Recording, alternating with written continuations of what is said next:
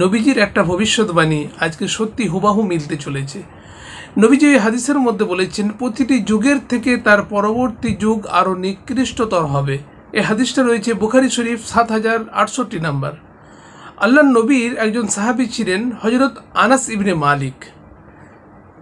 তিনার কাছে জুবাইর ইবনে আদি একজন তাবী, তিনি হাজ্জাজ বিন ইউসুফের ব্যাপারে আনাস ইবনে মালিকের কাছে অভিযোগ করলেন।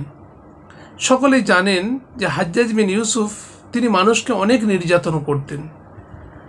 তো হযরত আনাস ইবনে মালিক এ কথা শুনলেন যে হাজ্জাজ বিন ইউসুফের ব্যাপারে আমার কাছে অভিযোগ করছো। তিনি বললেন, ইসবিরু, তুমি ধৈর্য ধারণ করো। কেন? ফাইন্নাহু লা ইয়াতি আলাইকুম জামানুন ইল্লাল্লাযী বা'দাহু শাররুম মিনহু।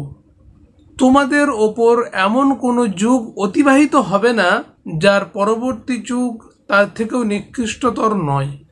অর্থাৎ এখানে বোঝানো হচ্ছে যে একটা সময় আমরা যে টাইমটা অতিবাহিত করছি আমাদের পরের টাইমটা আরও খারাপভাবে অতিবাহিত হবে। এইখানে কি কোনো যুগকে বলা হয়েছে, সময়কে না, সেই দিন রাত যা ছিল সেটাই রয়েছে। কিন্তু আল্লাহ নবী সাল্লাল্লাহু আলাইহি সাল্লাম এখানে বোঝাতে চেয়েছেন সময়ের ব্যবধানে মানুষের আচার ব্যবহার ইত্যাদি পাল্টে যাবে। আপনি ভেবে দেখবেন 90 দশকের মানুষরা কত খুশি ছিল।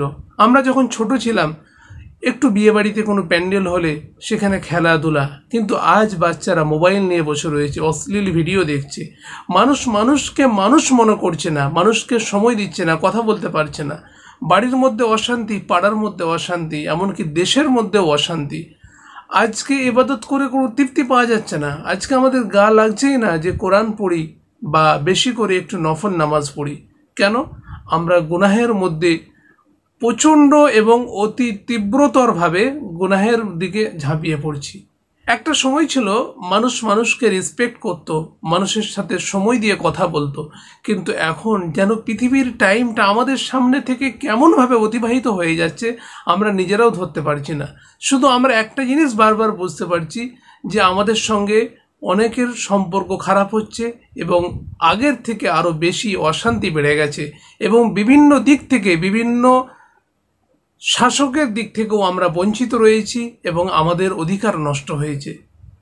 আমরা বুঝতে পারলাম যে আল্লাহর নবীর যে ভবিষ্যৎবাণী, অবশ্যই এই ভবিষ্যৎবাণী সত্য হতে চলেছে এবং কিয়ামতের পূর্বে এই রকম চলতেই থাকবে।